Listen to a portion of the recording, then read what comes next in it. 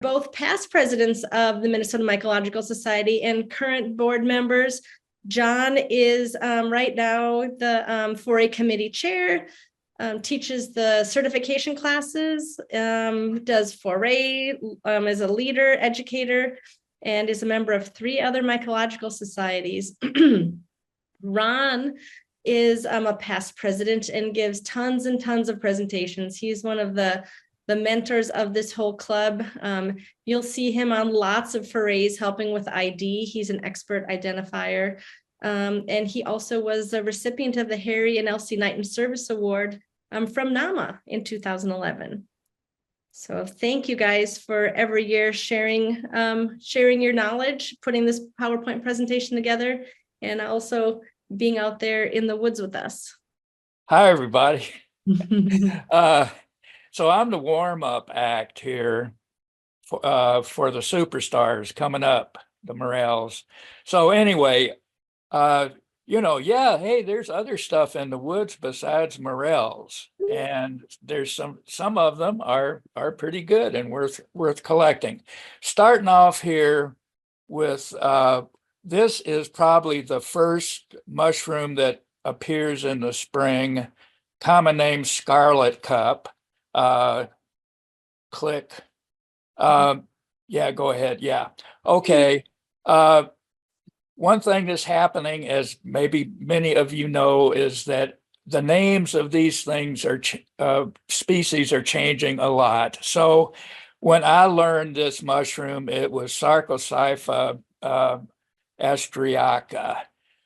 So, or no, wait a minute.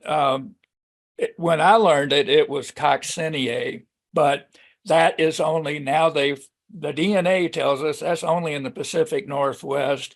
What we have are 2 different ones that are identical to the macroscopically, but like a lot of there are identical mushrooms that appear identical but are different, that you have to use a microscope. So you have the Dudleyi has a sheath around the spore, and the other one is just kind of an oval shape. So okay, so this is the one. This is a bunch of oyster mushrooms on a downed aspen tree.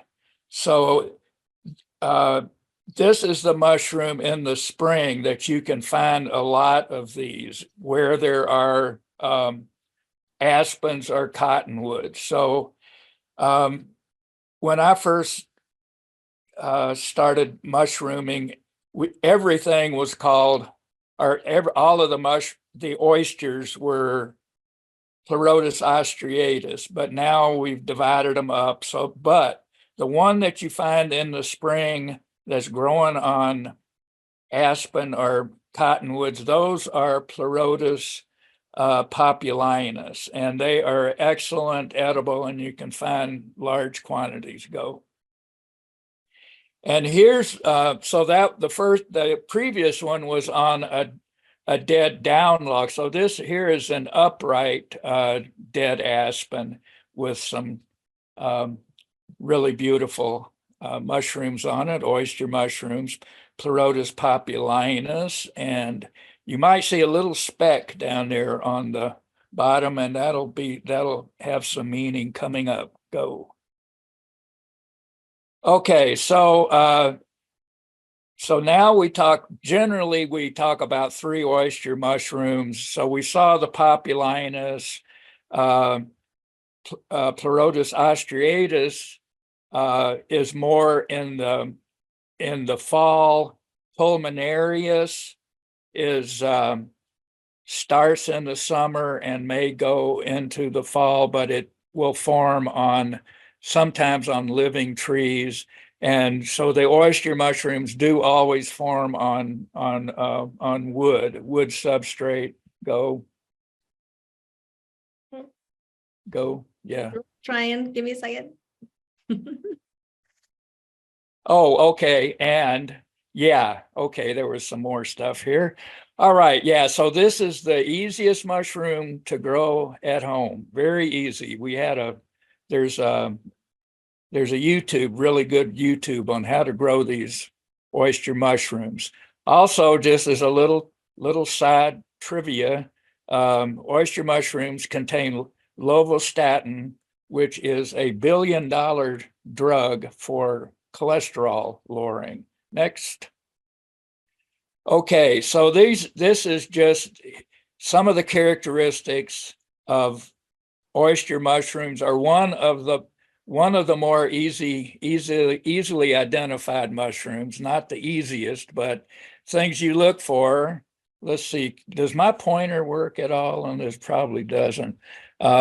Anyway, so the oyster mushrooms, they have a lateral stem. They're on wood. The color can go from white, tan, gray. Look at the gills, go all the way down the stem away. So that's called decurrent. And do that spore print, and you'll get a white. The ostreatus will sometimes give you a lilac. And then the ones in the spring, the populinus, tend to be the ones that have this really nice anise smell. And if you take a little nibble on it, which if your guide says taste it, take a little bite, roll it around your tongue, spit it out, and you'll get a mild taste. Okay. And there's our little friend, the pleasing fungus beetle, that you it's almost an identifying feature of the oyster mushrooms. And another little trivia here, there's 3,000 species of pleasing fungus beetles. Go. And another fascinating thing is that oyster mushrooms are carnivorous. They eat nematode worms. So this is a magnified version. Click. And so I just put an article up on the Facebook that talks about this. And anyway, so they say nerve gas and a lollipop. So those little tiny knobs that you see will stick the nematodes is stuck to those. And it says, it's a carnivorous fungus preying on nematodes by using a calcium-dependent toxin that paralyzes the prey within minutes of contact, causing necrosis and the formation of a slurry to facilitate digestion. So it dissolves it and sucks it up, and it produces this toxin, which is a volatile ketone, which is a nerve gas. So there you go, nerve gas and a lollipop. Okay, and then here is yet another Pleurotus that we are now finding, and I would say maybe in the last 5 years. So I remember the first time I saw this was at Lake Cicada about 5 years ago, and what the heck, And anyway, so now we are seeing lots of these, and probably you will find some. And click. They are an invasive species, so we will have to see what happens, how they affect the other oysters. But anyway, they are pretty good edible, so at least we got that going for them. Next. All right, and then if you are out looking for morels, you undoubtedly will come across this mushroom here, which is the dryad saddle pheasantback mushroom, new name Cereoporus, used to be Polyporus squamosus. Okay, so this is one of the polypore mushrooms, and it is a polypore mushroom that is actually soft and fleshy, so it can be eaten. Next. And here you see where it gets the name, the pheasantback, that feathery upper surface. And then you see the lower surface has has pores, and what you're seeing there, those are really big pores, pretty big pores. When they have big pores like that, you're probably not going to be able to eat them because they are going to be too tough. But if you can get them when they have little tiny pores, your knife can easily cut through them, and they are edible and, you know, not too bad. So anyway, go ahead. Watermelon scent. Oh yeah, and yes, another, yeah, and they, as like many mushrooms, have strange odors. Anything from cherries, almonds, garlic, and watermelon, or rotting flesh, or sewer gas, or mouse urine. Those are some other scents, but this one has watermelon. Okay, and here's a mushroom that devil's urns that you are very likely to run across at the same time that you find the morels. And on our foray in down in the Whitewater area, we almost always come across these devil's urns. And mushroom the mushroom expert on the internet actually has these as edible in his 100 edible mushrooms, but he says you have to stuff them with crab before they're really any good. So, okay, next. And then there are false morels, and this is, I'm including this one. This is the one, at least in my experience, that I find the most. So false morels can be toxic. They have a toxin in it. Let's see next. False morels, as you will see, hear more about this. They are not hollow, so that's really an important feature. And we do not recommend eating those. But some, like the forager chef, maybe some of you guys know, go to the website. He actually has a way of eating these, but we'll say, you know, just don't bother unless you're really adventurous. And here is another one you could find. Is called the veined cup fungus, Disciotus venosa. The thing about this one is, notice that it is actually related to the morel. So it's in the family Morchulaceae, and it is edible, but it's really hard to identify. It's another one of these that you need a microscope probably. Next. And here's the one that it looks really similar to, which, as you see, is Gyromitra. That's the same genus that the false morel was in. Next. And it has the toxin monomethylhydrazine. That's the rocket fuel substance that false morels have. Next. And like, to tell them apart, you need a microscope, and that just shows you how the spores look different. Go.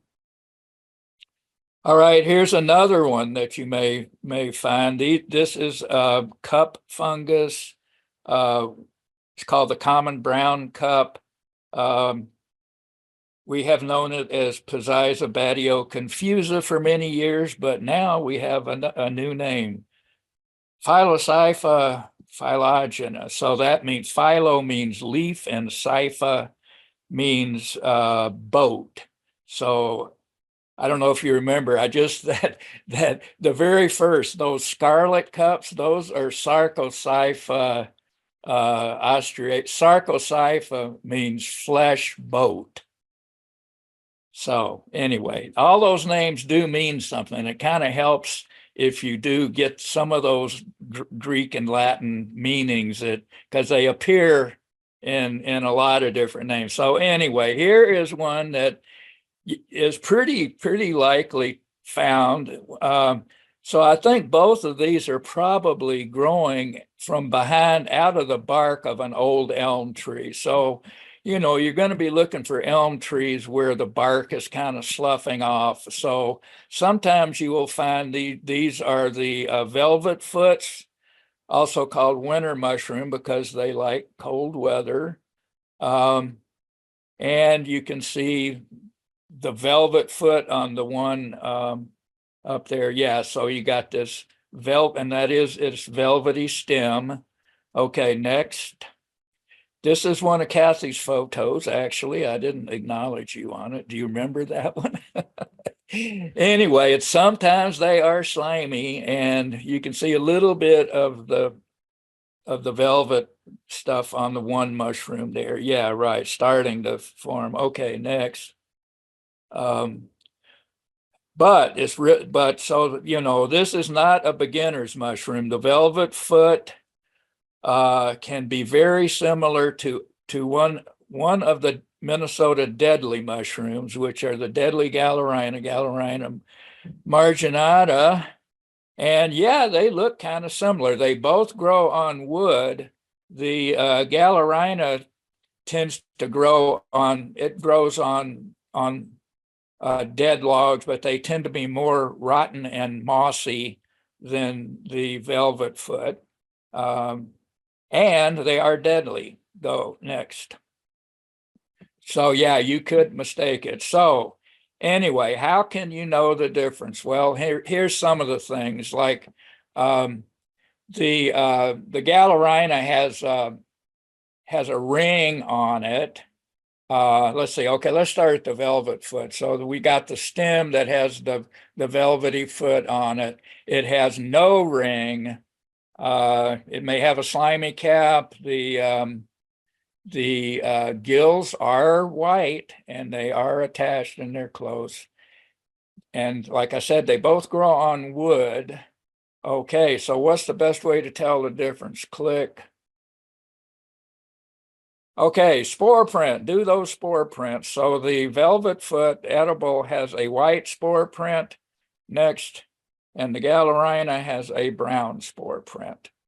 So many people will say don't ever eat a velvet foot unless you get a spore print on it. Anyway, go ahead.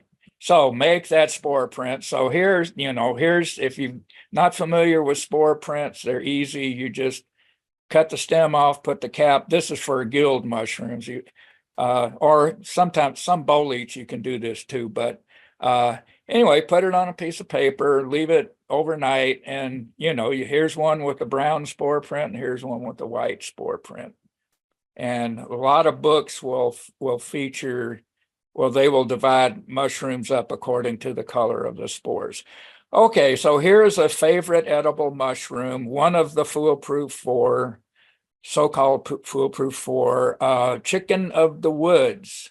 Like the one on the left-hand side is like a really young, beautiful, and probably that whole thing will be tender enough you could almost eat that whole thing. And then you have a mature one on the right, which probably only the outer rims are going to be tender enough to eat. So next. Okay, and it is a polypore. Next. And so real tiny pores, but they're orange on the top, yellow on the bottom. They're real easy to identify. And you can find huge quantities of them, 50 pounds at a time. Next. And occasionally you will find, this is also, it's a Latyporus, it's the same genus as the other species Cincinnatus. Now this one, instead of finding it growing on the wood, you'll often find it like growing at the base of, usually it's an oak tree, or coming off of the roots, like in this case. And it differs from the other chicken by having a white spore surface, and they're both equally good eating.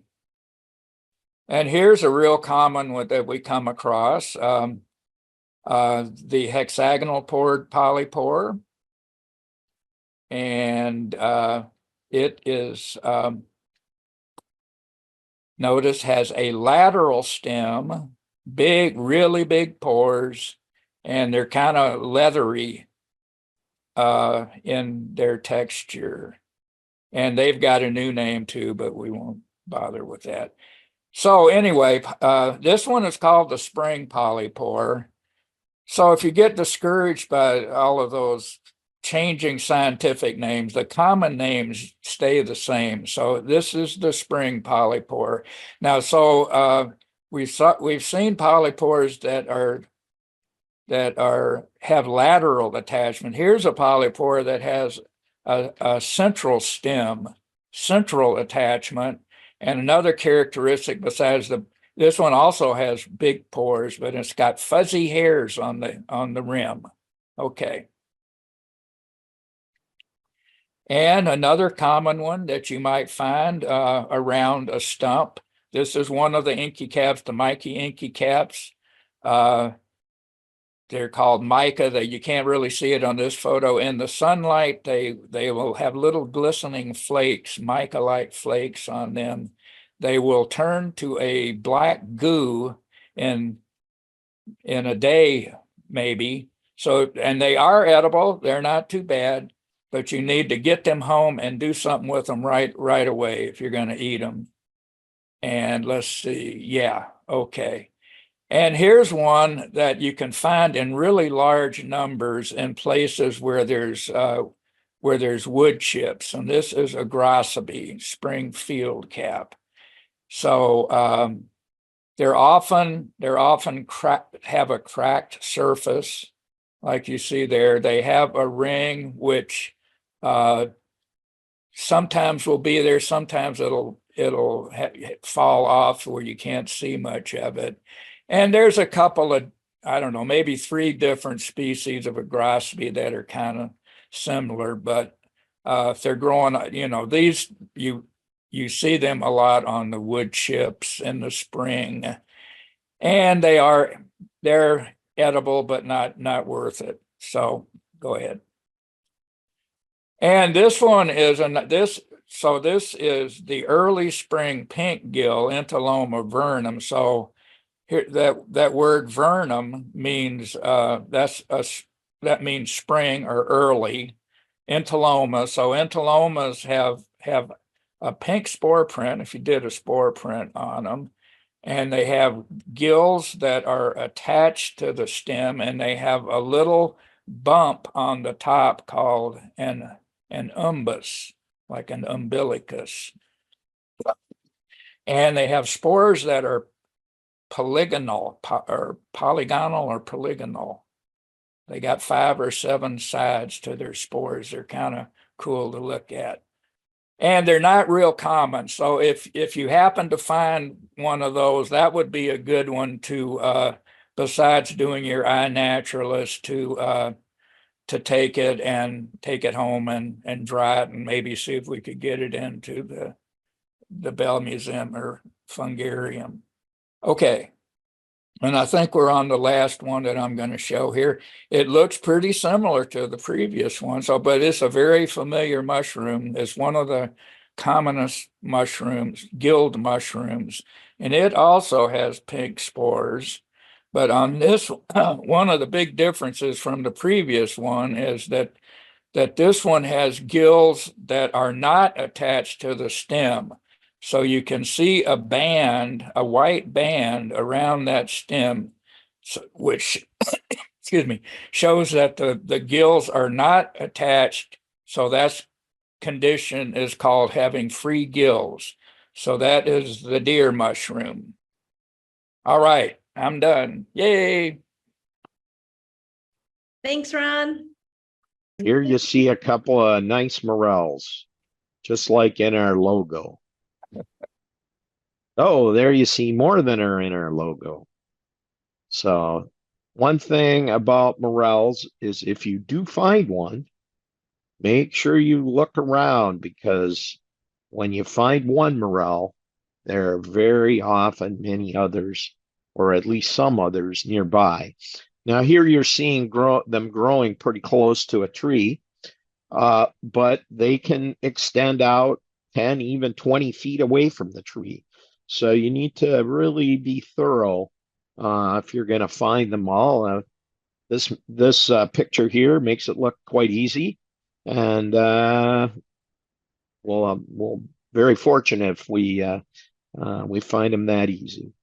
Now, you saw in the last picture that they were kind of yellowish colored, and the previous one, when they're younger, and if they get interrupted in their growth, they'll be this more kind of a grayish color with them. So what do you need? Should wear comfortable shoes or boots.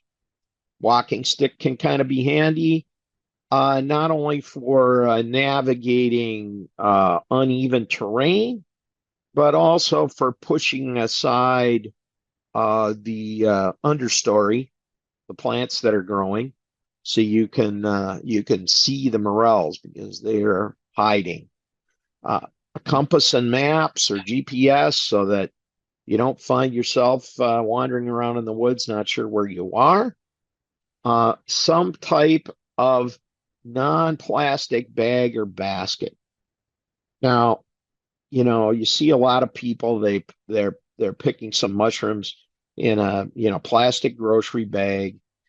And here's the problem with that is if you carry them around very long in warm conditions or have them in your car in warm conditions, or even store them in your refrigerator in those plastic garbage bags, they do not have the opportunity to breathe.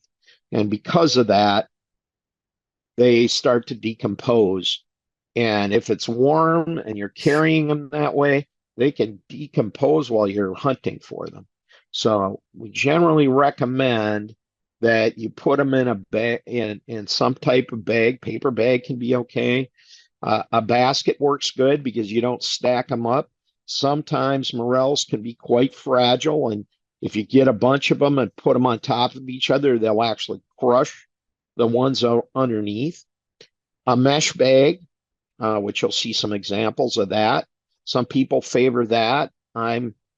Again, you have a situation where they can pile up and crush the ones below, as well as the fact that I find a mesh bag, particularly if the morels are kind of fragile, depending on what age they are and stuff, the mesh bag kind of acts like a grater. And so all of a sudden it just starts chewing up the morels, and the pieces just fall through the mesh and you got kind of dust.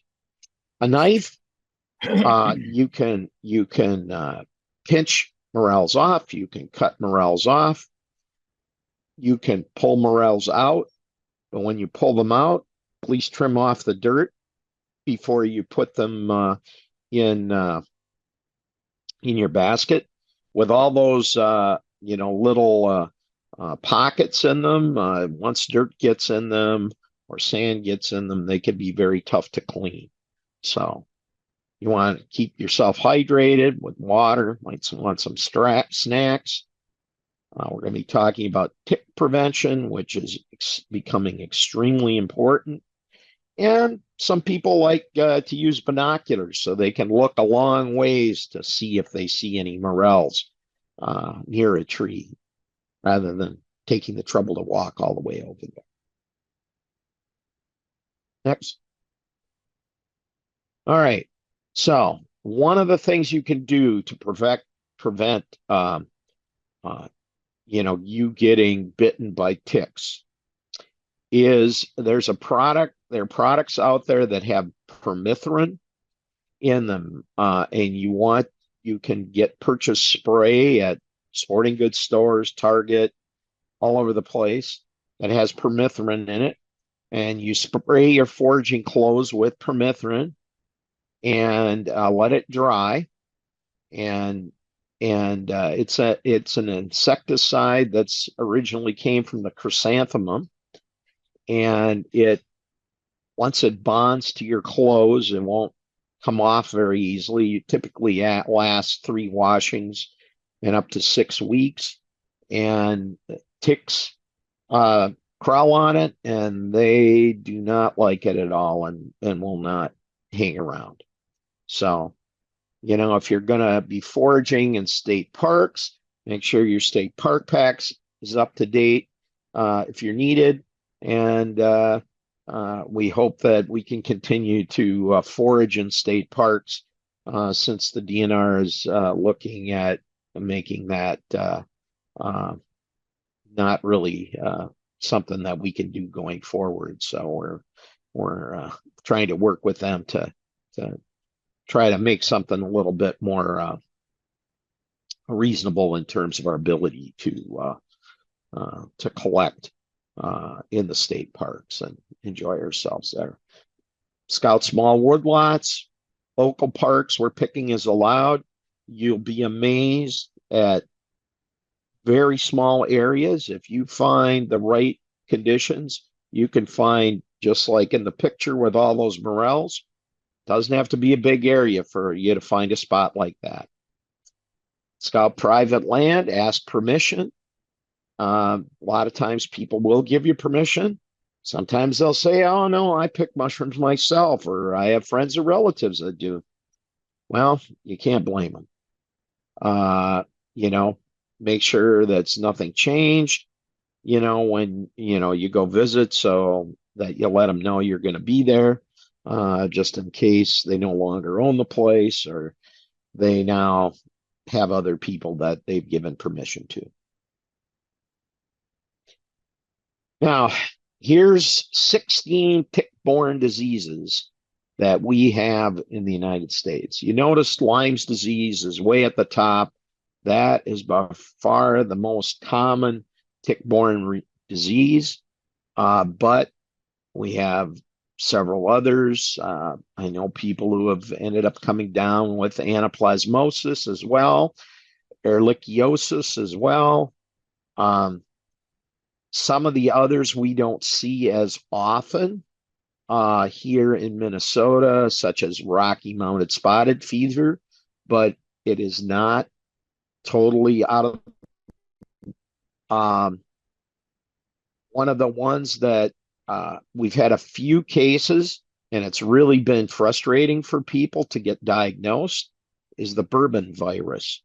What the bourbon virus does is it causes your body to have an allergic reaction to a protein in red meat. And so the people that have been afflicted with this, they eat red meat, and then a few hours later they get sick, and they have no idea why.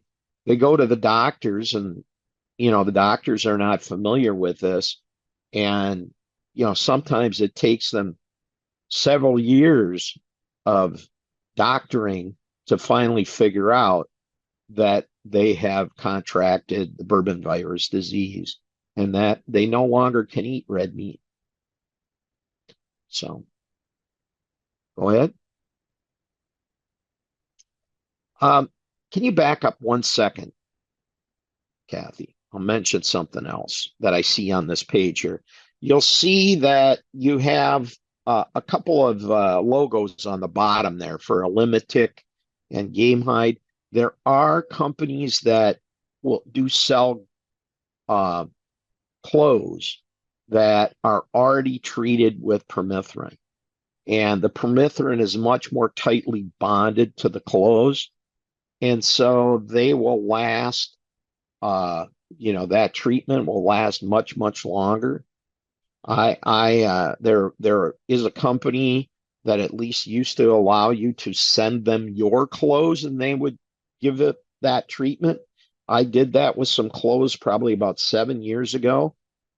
And while it's maybe not be quite as effective as it was, it still seems to be working pretty well. So I'm pretty impressed with that. They're starting to wear out, so I might need to see if I can do some more. So, but you can get that. You know, log your daily activity, take care of your morels, and please check for ticks. We don't want people getting sick. We have members that have contracted chronic Lyme's disease, and it is a very, very serious condition that really affects their lives and health. So, noticed somebody that in the chat, they mentioned that permethrin is toxic to cats. It is until it dries. So you want to, when you're treating your clothing, don't go anywhere near, keep your cats totally away. So, all right. And there's some friendly little ticks. We got wood ticks, we got deer ticks. Deer ticks often can be so teeny tiny, it's kind of unnerving. But please be careful. Go ahead. Again, nymphs can be so small. Engorged adults are very disgusting, in my opinion. But that's kind of what you're going to see in regard to deer ticks. However, the truth is while wood ticks are not as big a transmitter of disease as deer ticks are, some of those other diseases can be transmitted by wood ticks, and they are increasing in terms of how often they're diagnosed.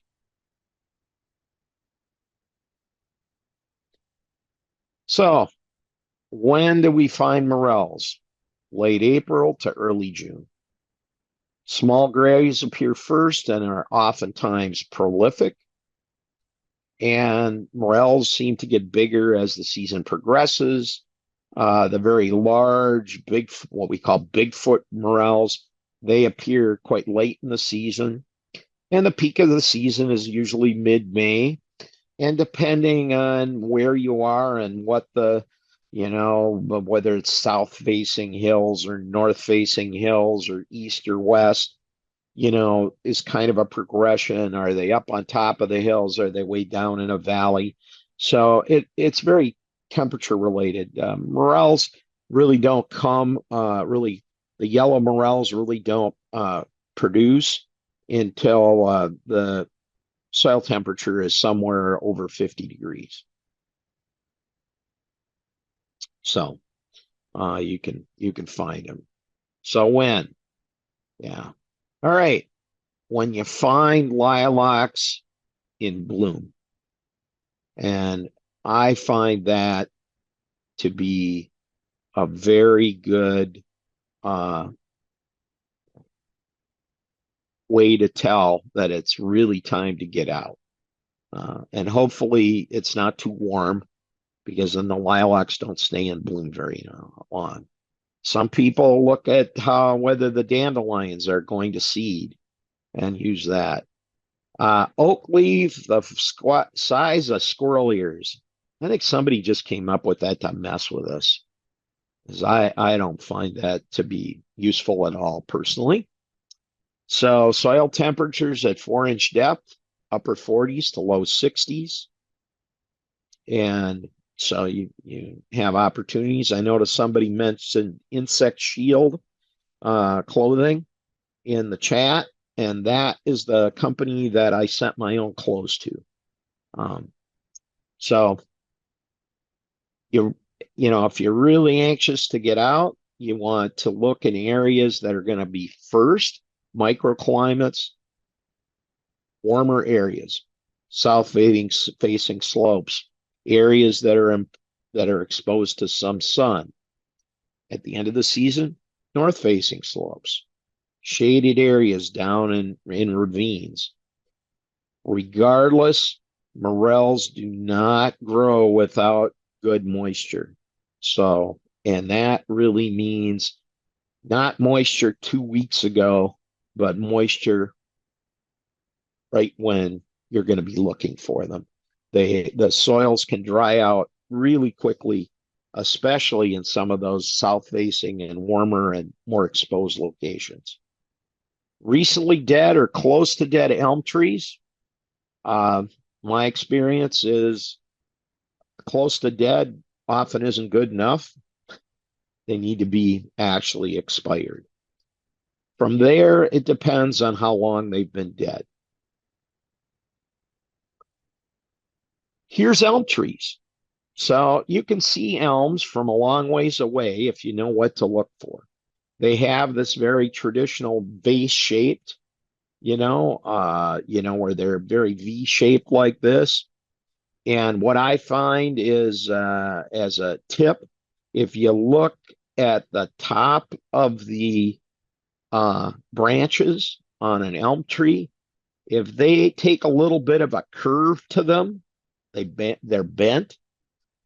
And they're not, this is before that they might have any leaves on them. Often that's a sign that that elm is dead. Is the branches kind of have a little bit of a hook to them at the top, like thin branches. Go ahead.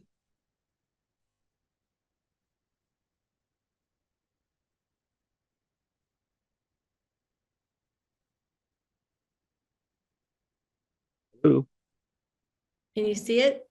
I can now. So now here's some dead elms. Great example of dead elms that are losing their bark.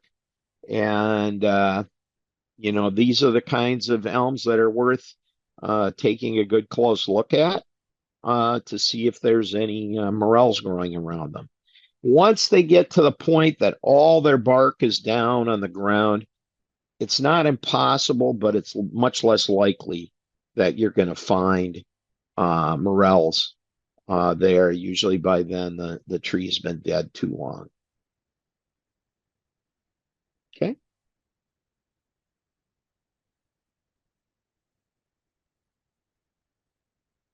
Can't see it yet. Okay. Now, where else can you find morels? Well, morels will grow wherever they darn well feel like it. And you can find morels in places that you have no idea why they're growing there. Cottonwoods that are either stressed or dying or dead. Generally, white ash, which we're having a whole lot less of because of emerald ash borer. And interestingly, the morels that you find under white ash appear to be only available when the ash tree is living. So we don't really see that same kind of population come when the ash tree dies. Now, in other parts of the country, ash trees are really one of the go-to locations for finding morels. We find them here in conjunction with ash trees, but not quite as often as they do in other parts of the Midwest. We do find them in poplars. You might find them by old apple trees, old apple orchards. Under diseased oaks, I know people that find them under oaks. So don't eliminate that possibility, but that seems to be more of an unusual circumstance. And while I have picked them under sumac, older sumac that's starting to die, I've always picked them when somebody else has found them there. I've walked all kinds of dead sumac and never found them on my own. River bottoms and floodplains are a good place. And one of the reasons that is that you have cottonwood, you have elm, okay? And so both of those are good locations to do that. Unfortunately, they say that on our river bottoms and floodplains, the forest used to consist of almost 30% elm trees. And with Dutch elm disease, unfortunately, that is not the case any longer. It's getting harder and harder to find good stands of elm that are deciding to die. Disturbed ground. Sometimes along railroad tracks, it's an odd one. I have found them there along railroad tracks. I mean, literally growing right next to the ties. along the edge of the railroad track, just a whole line of them.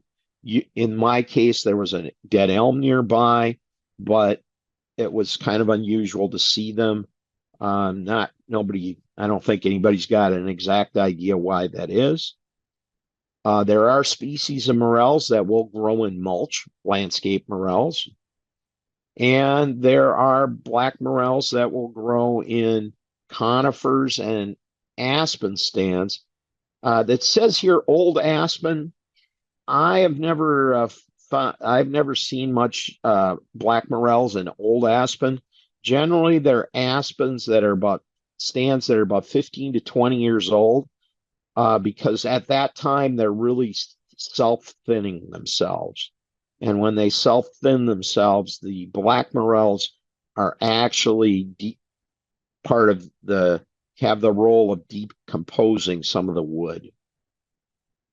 Now, you might have heard that they have morels that go crazy at places where things have been burned. And out west, they absolutely do. The western forest fires can have truly unbelievable flushes of morels a year after the fire. Generally, here in the Midwest, we really struggle to see much of that kind of production. I don't know if we don't have that's the same species here or what, but generally they're not terribly common or associated with burns like they are out west. Go ahead. Finding areas to hunt.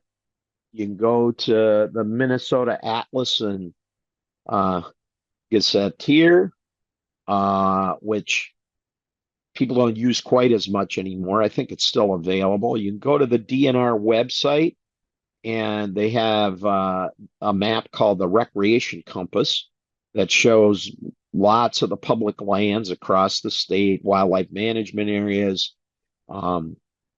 state forest lands, state parks, etc. You need to be careful, particularly in the metro area, regarding hunting in county parks. The Three Rivers Park District is very strict on people picking anything within the Three Rivers Park District or going off trail for that matter. And we have known people that have been written, and gotten fined for hunting for mushrooms and picking mushrooms in the Three Rivers Park District. Looking on Google Earth to see what the tree types are, and scout for trees in the summer and note for their locations. Again, knock on doors if you see land that looks interesting or promising. All of those things are good stuff to do.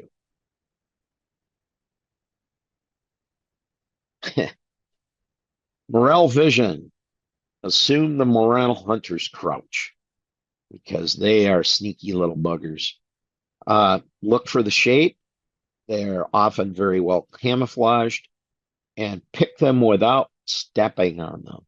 So when you see one, stop, look around, don't move your feet, because you could easily be standing right next to one, but the one you saw is 3-4 feet away, because they do grow in groups. And you'll find that it's worthwhile if you're really totally new to this to go with somebody that has found morels in the past, because people who don't know, who've never really picked one before, you can bring them to a spot and you can say, can you see the morel? And they absolutely struggle to see it. And then once they do, then they can see all the others. Go ahead. Here's one that it's really tricky to see. You just have to look, and any little corner of the morel that you might see might be the giveaway that you have one there. And as you can see, this one's kind of covered up by a whole bunch of stuff. If you were standing on the other side of it, you might not see it at all. Go ahead. Again, kind of sneaky, got a leaf sitting next to it. And these morels are not very large, so they don't stand out. One of the problems or challenges is as the season progresses and the morels get bigger, the understory and other plants get taller as well, which makes it that the fact that they're bigger doesn't give you much benefit. Go ahead. Here's a couple of cute ones. And here you can see some of the understory starting to grow and covering them up. And this is why having a walking stick, so you can push aside some of these other plants so you can see them better. They're generally going to be growing in loam or moist soil. So anytime you find stuff that's really dry, you need to probably be moving on and looking somewhere else. This is a longtime member, and unfortunately, he's somebody who has been suffering from chronic Lyme's disease, so which has been at times pretty debilitating for him. If you see one, there's probably more. Look at different angles. Not joking about getting down on your hands and knees so you can get a different view on things. Usually when I'm down and picking on my hands and knees and picking one or cutting a few, before I move, I look all around to see what I can see and see where the rest of them are. Here's some that appear more in that gray coloring, but they are the same species as the yellow ones, which is Morchella americana for the most part. Go ahead. Just some fun pictures. They're making me very wishing I could be seeing that for real. Okay, it's my turn. All right. Okay, I'm gonna geek out a little bit here on some of the science, but not too deeply. So primarily, Ron actually covered a little bit of this when he talked about some of the other mushrooms, is that these are actually Ascomycota morels are. They're in the cup fungus group. Most of the other, many of the other cup fungi are related to them loosely, some of them pretty closely. Then basically look at them that they're spore shooters. These actually bear their spores on little devices that actually will expel their spores for a distance. So you may see actually puffs of spore smoke coming off of cup fungus and other stuff as you handle them. And I've seen actually my morels spore in my kitchen with a little puff of smoke. The primary species that we look for in the upper Midwest are the Americana, which is the yellow morels, the Angusticeps, which is the black morel, and then the Punctipes, which is the half-free morel. And these are all true morels, and they're all nicely edible, very, very nice. The half-free morel, however, is mostly stem, and the cap is only connected half-free or halfway on, and looks a little bit like not like a thimble, because that's a different thing altogether, but they're only connected halfway, whereas the yellows and the blacks, the stem and the cap is connected all the way. So move on. Shoot to the next. There you go. Okay, so this is the typical spore bearing structure. It's a club, kind of like, and it shoots these spores out of the end of these things. And this is a cup fungus. Ron mentioned this used to be the name. It's got a different name now, but this is one of the cup fungus that actually is somewhat closely related. Okay, next slide. And again, this is the classic yellow morel. So all these pits and ridges, they are all lined with these clubs for shooting the spores out. So these are the spore bearing areas all around inside of those. Okay, go to the next. And again, one of the main features, and anytime you're looking for a morel, or you're looking at whether it's a false morel versus a morel or something, if you have any doubt whatsoever, cut it lengthwise. If it's hollow on the inside, good chances are you've got a morel. You can see where these are connected totally to the stem. The cap is connected totally. So these are your classic yellow morels, and it's totally hollow on the inside. Now, sometimes that hollow nature can be kind of a little collapsed in, but oftentimes there's another really good reason for cutting these lengthwise is to clean the dirt and the ants out of the inside, because bugs will like to hide on the inside of there, and a lot of times somehow dirt will get up inside of there and you want to clean that out. Okay, move on. This is a picture that was added by Peter to show the black morel. Now, a lot of people misunderstand the difference between a black morel and a yellow morel. And usually the secret is in the color of the ridges. You notice on a black morel, the ridges are darker than the pits. And on a yellow morel or a white morel or whatever, the ridges are actually lighter in color and about the same shade as the pits. So this is one of the main differences. A lot of times they'll be a little bit more conical. These are actually growing. These are ones from a little further up north, I believe, and they're ones that are growing amongst pines. You can see the needles and stuff like that that are growing.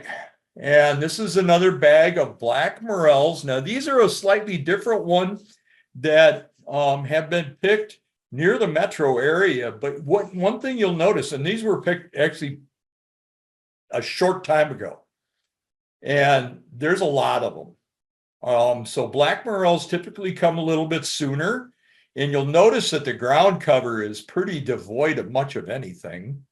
And I'm looking in the background and I see kind of like mixed pines and maybe some soft hardwoods. Correct me if I'm wrong, Peter, but that's kind of what I see. But you can notice these black morels can be quite large. They taste just as good as the yellow morels. It's like kind of mixed popple, Yep. you know, and stuff, kind of a scrubby sort of woods. Yep. I've seen people find them near mixed popple and young cottonwood. It's a situation where around the metro area, while I've seen and talked to people that have picked these and have places where they pick them, I've looked a bunch of places and I've never had any success around the metro finding these, but these are sure a nice, beautiful bunch of them. And they do both here and the ones that grow in northern Minnesota. The ones in northern Minnesota actually appear about the same time as we're finding yellow morels here in the metro area. The black morels are, they're a little bit earlier and they seem to tolerate the colder weather. They fruit at a lower soil temperature. The ones up north are truly saprophytic. You'll find them on occasion growing right out of a log, so they're not always on the ground, even though sometimes they are. So here's some ones that were found within the last week.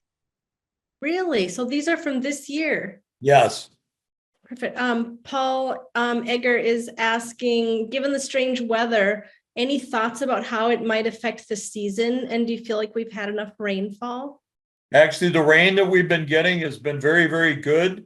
It's almost all the moisture that we've gotten from February on up into now is actually soaked all into the soil. So the ground moisture is pretty good. There was a lot of dry stuff sitting on top, of course, so fire danger was bad.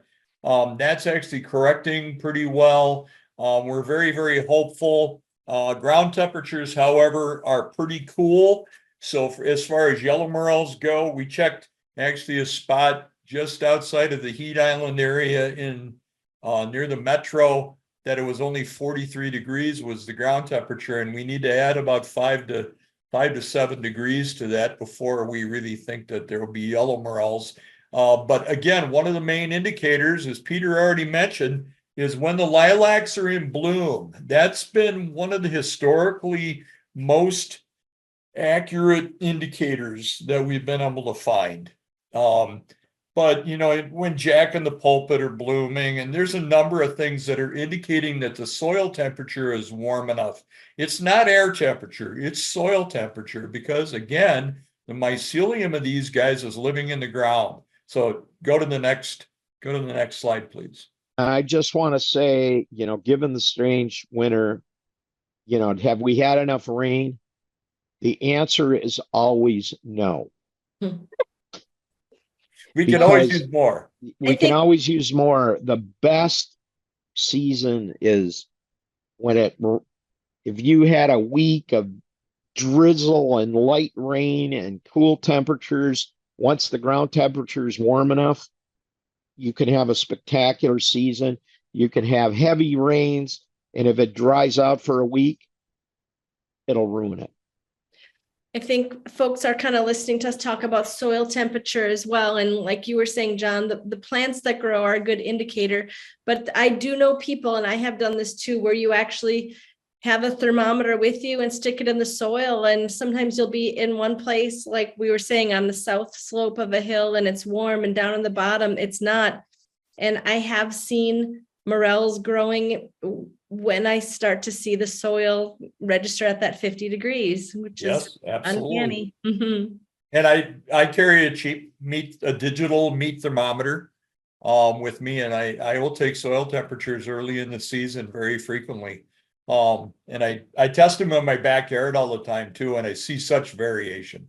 It depends on where the sun hits, so if it gets hit by sunlight for a good portion of the day, that soil is going to be much, much warmer, and any mycelium that's there, the sclerotia is going to sense that, and you get enough moisture and up it's going to go. And basically it's morels pop when they want to. Mm-hmm. So, sometimes we're at the mercy of it. I do want to talk about these little guys. These are the half-free morels. Now I mentioned that they're only connected halfway on the top of that stem, and they're mostly stem, but they're true morels. They're pits and ridges, and they taste a little bit different from your standard yellow morel, but they're still a good edible mushroom. Definitely. I do want to mention that morels are notorious for individuals not cooking them enough, having gastric problems. And there is some minor toxins that are in morels, and you need to cook those off. And also there's some things that tend to maybe give you the heebie-jeebies, the little queasies, if you don't cook them enough. So morels tend to be one of those that need to be. Here's a half-free morel cut lengthwise, and you can see that it's only connected halfway on that cap. And these can be, up to last year, I had probably only seen about 20 of these in all my years of looking for morels. But last year at one of our forays, there were literally hundreds, and it was raining so incredibly that day that it seemed like they were popping right out of the ground in front of us. And I can't explain it, but we had a lot of fun picking them. But it sure did take an awful lot of them once we dried them down. Took a lot of them to add up to much anything, because like I say, the cap is really small, so there's not as much meaty goodness to them, for lack of a better term. But again, they're perfectly hollow on the inside. So they are a true morel. So I've found them to be quite fragile, so you need to be yes, careful when you're these carrying were them around. these definitely were, especially because of all the rain we got. Here's another picture of the black morels. And they tend to have a more conical stance. They will not tend to be as roundish as you'll find from time to time with a yellow morel. They will tend to be more conical. In fact, one of the old names used to be Conica, Elata, a number of them, but now the scientific names are all changing, but they're basically black morels. And to get their name again, because the ridges are darker than the pits. Okay, next.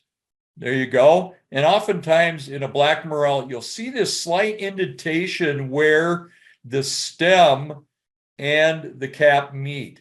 They're still connected totally, but there's that slight indentation. But you see the conical nature of these guys. That's the standard growth for them. The stems can be rather pronounced. The stems are edible as well. There's just not as much flavor in them, but the stems are edible as well. Next. These are the thimble caps. Now, these are a close relative. And the verpas that we have here are this conical one where you see the one on the far right-hand side. It looks like a thimble sitting on top of this stem. And there's like a pith on the inside. So while these are not true morels, we don't really recommend them for eating. However, in some of the places out east where they do morel hunts, they actually count these guys and the Verpa bohemicas. They count them in the morel counts. I don't know why. We only find these particular ones. Go to the next slide, please. I think there's this is the bohemica. And you can see where this one looks very similar to our morel, but there's not so much pit to it. There's more ridge. And then again, you have this pith on the inside of the stem, and the cap is only connected at the very, very top. So this is not really recommended for eating. Some people do eat them. Again, and there's a lot of discussions about them. They're not true morels. So these would be Verpas. I have never found a Verpa bohemica in Minnesota. I think you got to go a little further east or south to maybe find these. I did find one in Iowa once. I do have a friend who picked quite a few of them a couple of years ago in far northern Minnesota. Oh, okay, that very well could be. So these are some of the false morels that were talked about before. You notice the cross section of the one on the far left is extremely chambered. And that's one of the main identifying features of the Gyromitras. They have this very chambered, very stuffed stem. They can weigh a great deal. They're very meaty and large. Some people have eaten them for years. Some people have poisoned themselves after having eaten them for years, the next meal they had, because in some cases, some of them have a systemic poison that builds up in your flesh over time, and then finally you reach a tipping point. There, however, is some of these that have none of the toxins in it.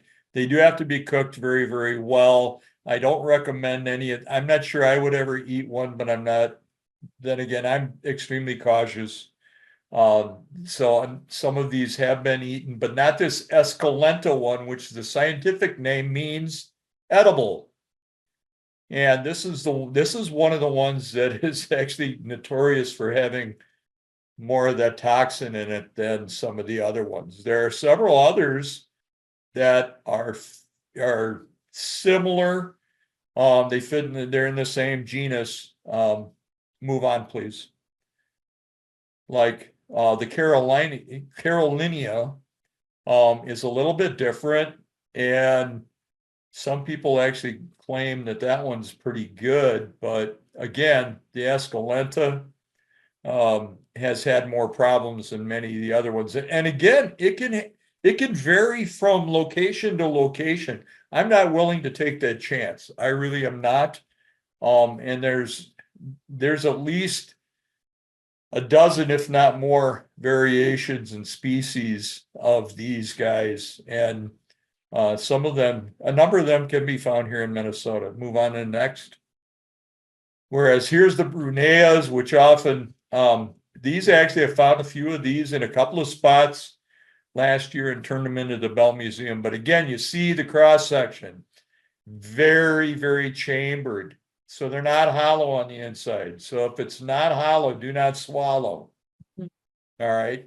And you can always cook your morels. Here's the main concern, this toxic carcinogenic monomethylhydrazine, which is a component of rocket fuel that can be found in some Geromitras. So it's not all of them, but some of them do contain this. So the caution is there. If please don't just take it with a grain of salt. Be very careful about that. And then there's Helvella species, which are another thing. These typically come a little bit later in the year. They're not as common in the springtime when morels come. And actually the Helvella species are more closely related to, of all things, truffles, which is kind of a weird one to me. But again, they have chambers on the inside if you do the cross section. And, I don't know how you'd ever mistake this for a morel, but they're sometimes called false morels, but they actually come at a different time. And kind of a cool little mushroom. So morels variations, there's so many variations, even within the exact same species, different colors, different shapes, and they're almost like snowflakes. So they're very unique. Some have very, very a whiter appearance. Some of them have like an off tan.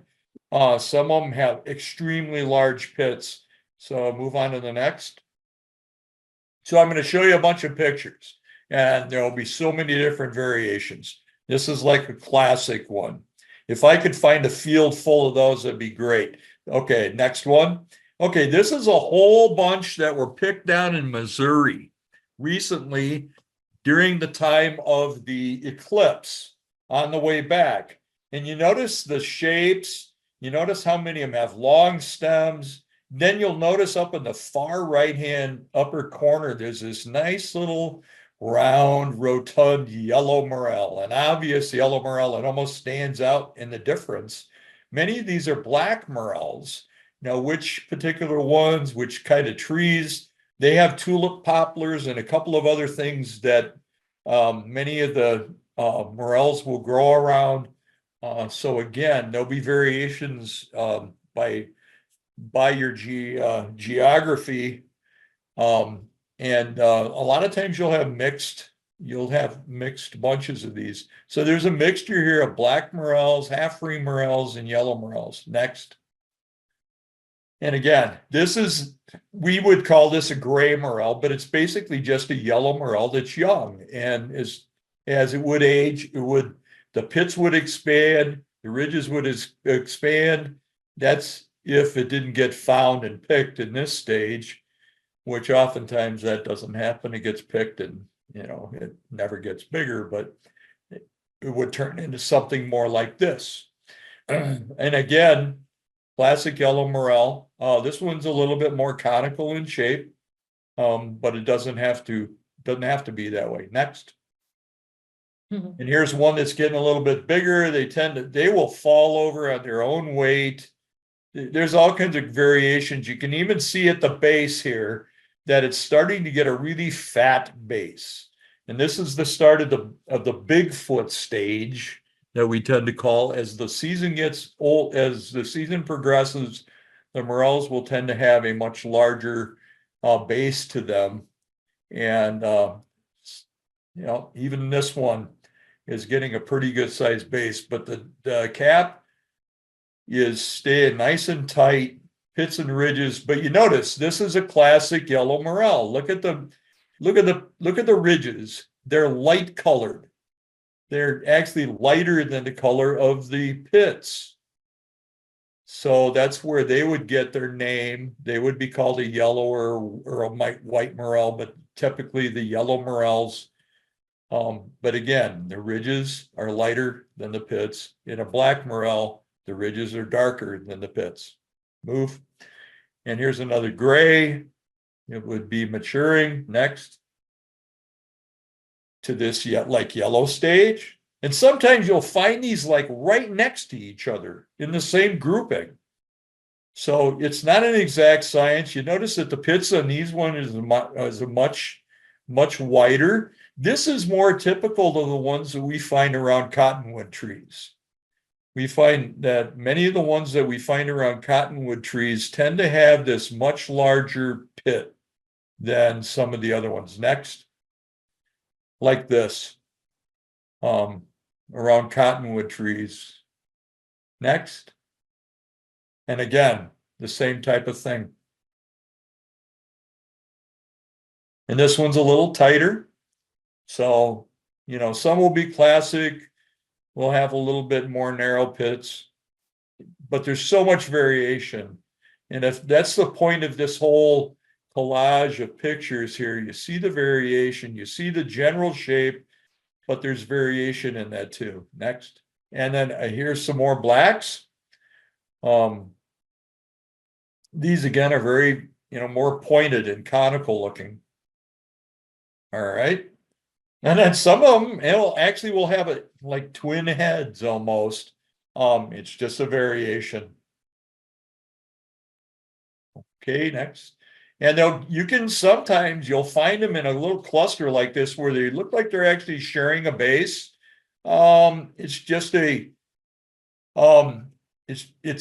actually they're growing so close. The sclerotia are so close together. It looks like they're almost fused together and they're coming up. One or two of the comments or questions that I see are about the cottonwoods.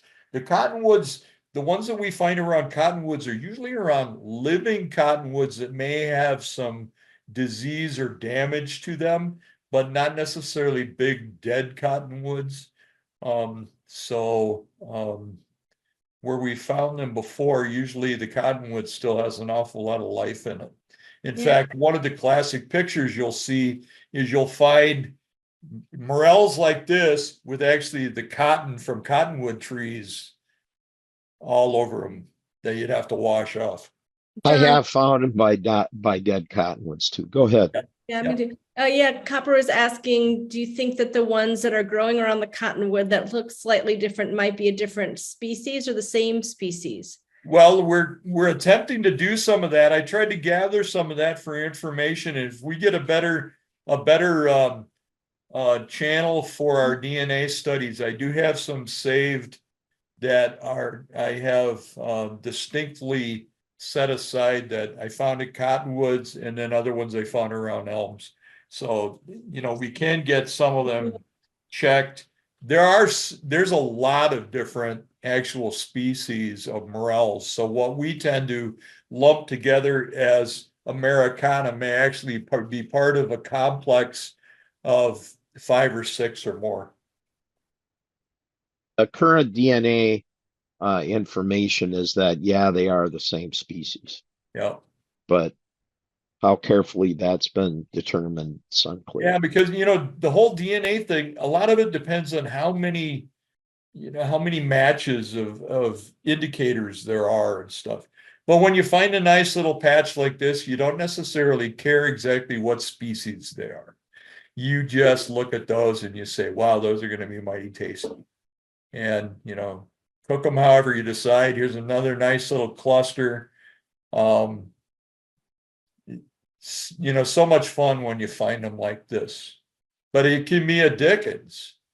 But you find groupings like this, they're all growing around along that same mycelium, and the sclerotia has popped and the conditions got just right and up they go. Next. And again, you can see that they can be close and pretty clustered, but they can be also very, very scattered as Peter mentioned, I mean, there was one spot where there was a good 8 or 10 of us who are extremely experienced mushroom hunters. And we were stopping in the same bunch of gooseberry bushes, brambles and briars. And we saw one. And, so then that drew our attention. And then pretty soon we stopped and we looked at our feet, and underneath all that underbrush, there were morels all over the place. But we did not see them until that one. We saw the one, and then we stopped and paid attention and took the time. And we were all experienced mushroom hunters. So you don't always find them in a stand like this, but if you find a stand like this, it tells you one thing. Pick these and look for the others, and don't step on my brothers and sisters as you're heading in there. Next. Again, more. And you see this little white mildewy substance that's up there? That's something that you would want to trim off as you get that as they age. In fact, even some young ones will end up with some of that. You'll also see some frostbite that will happen on the tops of them, because it's notorious for, as you're hunting in the woods, that you'll end up with maybe a little frost that comes and it nips them, or some windburn damage. There's a number of things that can impact the quality of your morels, but those are little things that you would trim out, and you can find fabulous hauls. You see some of these with black tops. Those are little areas where they either had some windburn or frostbite, or they're starting to overly mature a little bit. You would just trim those off. And next, there's another view. And again, this is to accentuate the fact that every one of these is hollow. You can look down the barrel of every one of these and see that they're hollow inside. These are all beauties. You see variations in the color. Some of them are bright, pretty markedly yellow. Some of them are more white. Some of them are more gray. Some of them with brown spots. Different shapes. Some of them are rounder. Some of them are more conical. Again, so there's so much variation. So there is no one shape of morels that you're going to find if you find a bunch of them. Next. Well, this is just bragging though, too. Yeah, this is all. Yeah, many of these tend to be toward the end of the season. So they get large like this, and they're way easier to find, of course, because they stand up from the underbrush a lot more. It's them smaller ones that are really difficult to find. Next. So one of the things to do when you find a whole bunch of morels, what do you do with them? Well, you can string them together and hang them up in a sunny place, such as a south-facing window. Make sure that they're protected, though, from things like squirrels and birds. So you want to put it maybe in if you had a screened-in porch or something that's protected, because sometimes critters will go after these. I haven't seen a lot of evidence of animals eating and chewing on morels in the wild, but it could happen. You can air dry them on screens or meshes, or I use a commercial dehydrator. You want to do them in a low enough temperature, however, that you do not burn them, or you don't want to, you want to dry them out low enough. And I will say that dehydrating your mushrooms is not cooking them, because just because you dehydrated them, they're not cooked. So you still would have to rehydrate them and then cook them properly and long enough. Some people have had a lot of success drying them in various ways, shapes, and forms. Some people have done it on the dashboards of their car. I can't imagine cleaning all the morel spore off of the inside of your windshield after that, because I've seen them spore and they love. I mean, when that sun hits them, boy, that's when it shoots off the spores a lot of times. So I wouldn't leave them outside overnight, because actually the moisture will actually defeat your purpose. Some people have used convection ovens at the lowest possible temperatures. Let me see if there was anything else on the chat that's, yeah. Drying them on cheesecloth, setting a box fan. Yep. I mean, any way you can do it slow. You don't really want to do it too quickly. All right. And here's one way that people will do it if they're out in the wild. Okay, and you want to get them up off the ground. So that's what those logs are for. And then there's a screen underneath them. So you want to keep them up off the ground. If you do that early in the day and you have the entire day, but I wouldn't leave them out overnight because they're just gonna suck moisture back into them. So here's what, a little bit more detail. And again, you can find extremely small morels.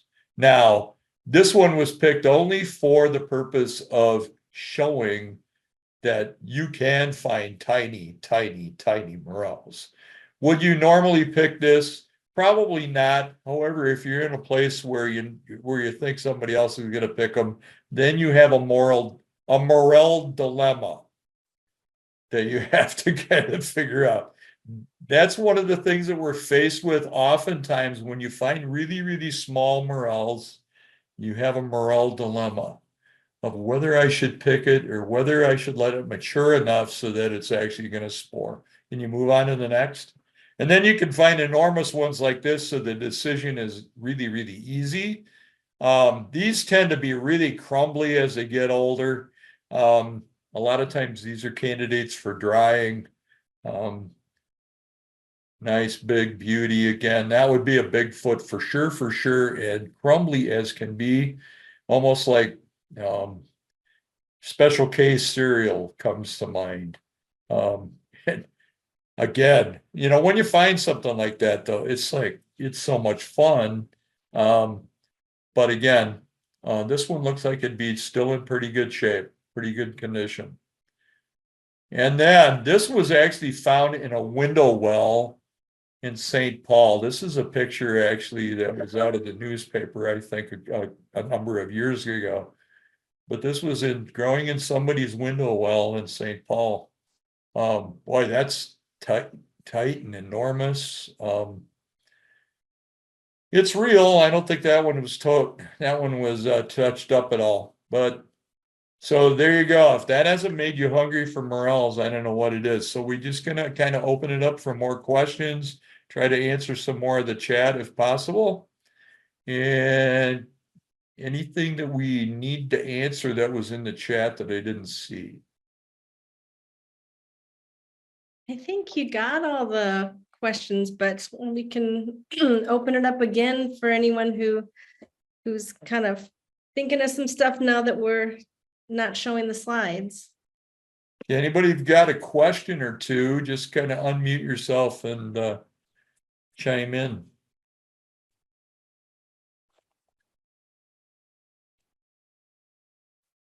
No, I won't tell you my secret morel spot.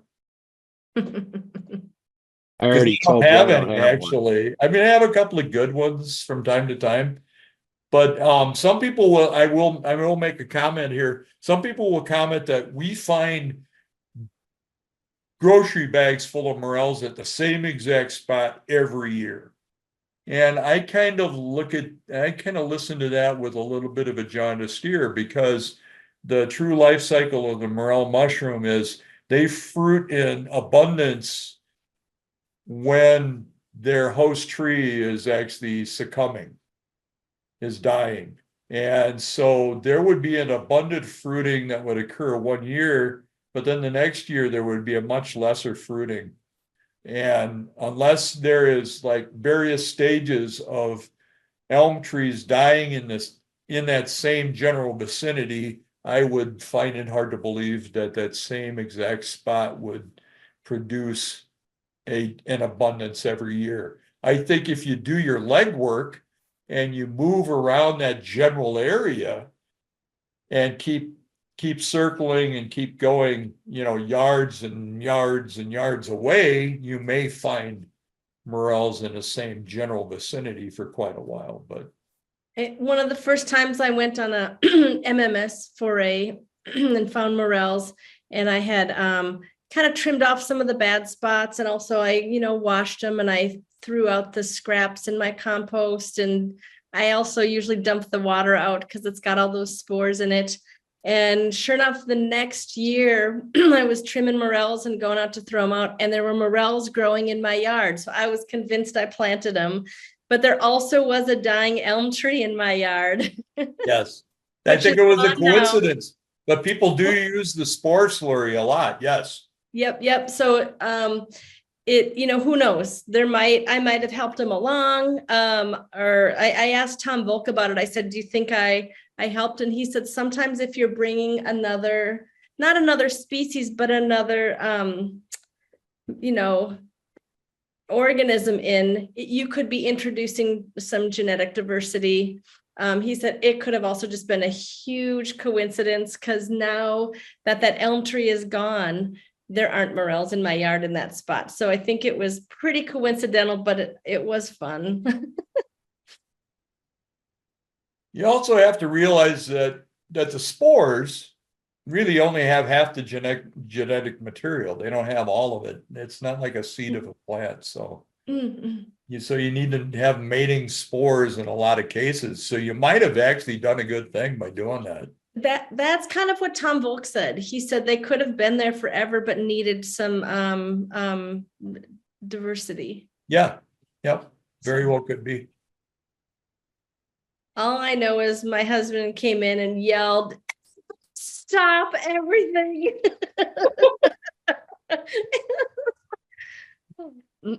I got a good visual of that. So.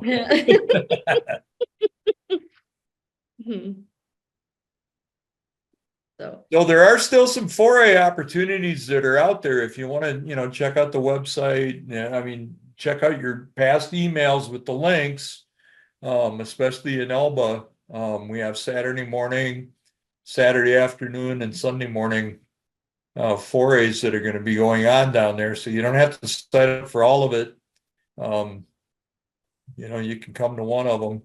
And then by all means, the Beaver Creek Valley one, that's new ground. We haven't been there. And as Ron pointed out to you, even if it's too late for morels, there's a lot of other mushrooms. And the further south you go, there's those invasive yellow oyster mushrooms are just going nuts, and they're actually quite tasty. So, so that's not a total loss.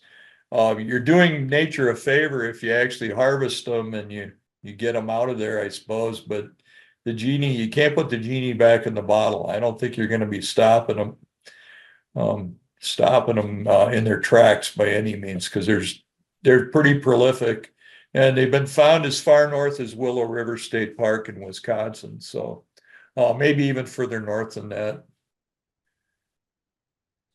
It's difficult if you don't have permission to hunt on some property, but you'd be surprised how many of your friends actually have woodlots in places that you could actually ask them if it'd be okay.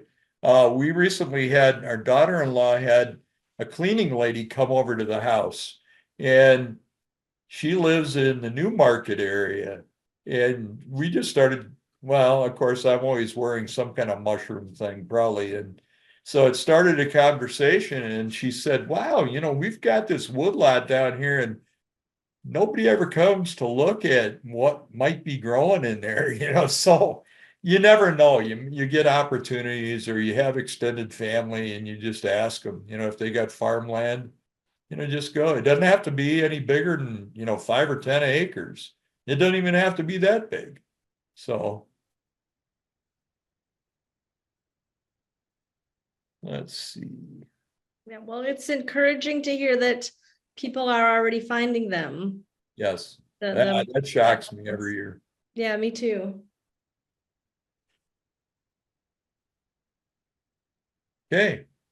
Yeah, I would also say, I know lots of people say, oh, no one would ever share their spots with me. And I know, when I first joined the club, we would all kind of go down to that whitewater area. And it's like, even if you tell someone that there's thousands of acres, you know what I mean? It's like, you could say, I'm going to, this state park or that place, but good luck, right? It's really is about kind of putting in your time.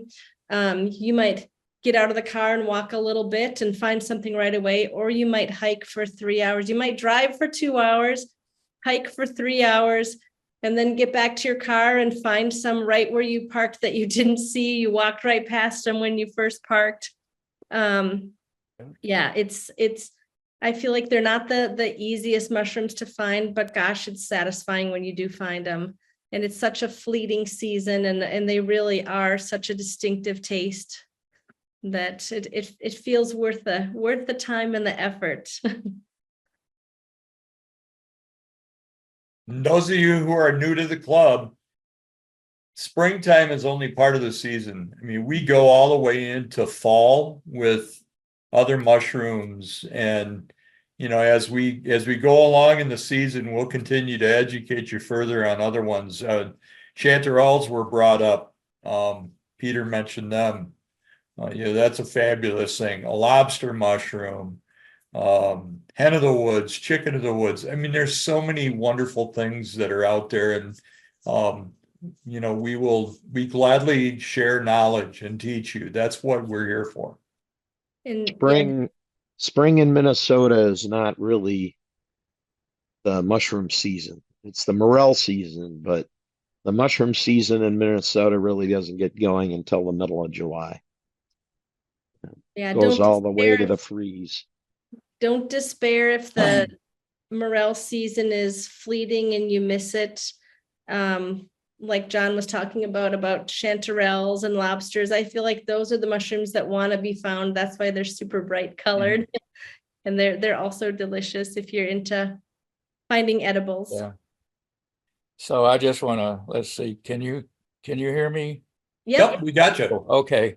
Yeah, I just wanted to add that dehydrated morels seem to last almost forever, because for Easter, I had a whole jar of over 10-year-old morels, put them in a pasta dish, and they came out just really good, even after all that time.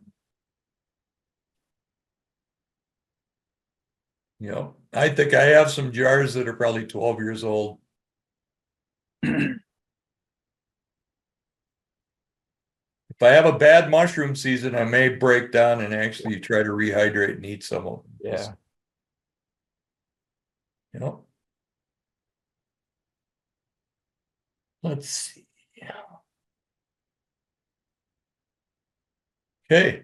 Ruby's saying going to forage mushrooms is like killing 4 birds with 1 stone for her. Healthy exercise, good photography, making art, and eating. It's a good hobby. I think that's the best attitude. It's like, even if you don't find anything, you probably had a really nice day in the woods. Who knows what other things you saw and took pictures of, got some exercise. So if you're only going to find a certain amount of mushrooms, you might be disappointed.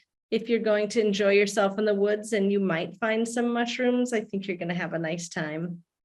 If you like scavenger hunts when you were a kid, you will love mushroom hunting. It is a wonderful way to connect with the outdoors in a very personal and way.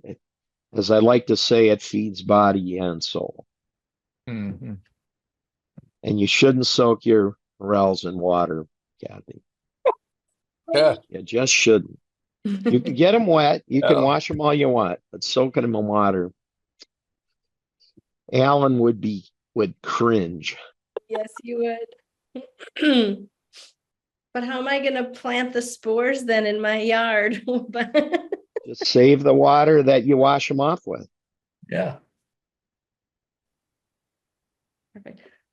Well, thank you everyone for joining. Thanks, Ron, John, and Peter for sharing all the morel pictures and info about all the other spring mushrooms. Oh, let's see. Somebody has a Comments about false comment about false morels. Another comments about false morels? Oh, Wisconsinites love it. Well, there's, yeah, there's a lot of, so much variation in the false morels. I If think there's a lot of study that needs to be done. I think you have to be very careful because, you know, there are some that have the toxin in them and there's some that absolutely do not. But, you know, I'm one for safety, but, you know, there are others that are a little bit more adventurous about it than I am. Well, you know, I mean, Gyromita esculenta is practically the national mushroom of Finland. Yeah. Only they have their way of doing it, which is outdoors, boil it in water a couple of times, pour the water off. And one of our members is a Finn that he swears by those Gyromita esculenta. I know somebody else that dries them, which removes most of the toxin, and then rehydrates them in boiling water, throws the water away, and then of course cooks them very thoroughly. And somebody put in the chat, false morels devistified in Facebook. Probably has some of the most accurate information about if you're interested in learning about false morels. But again, you have to be very, very careful and check the accuracy of your site.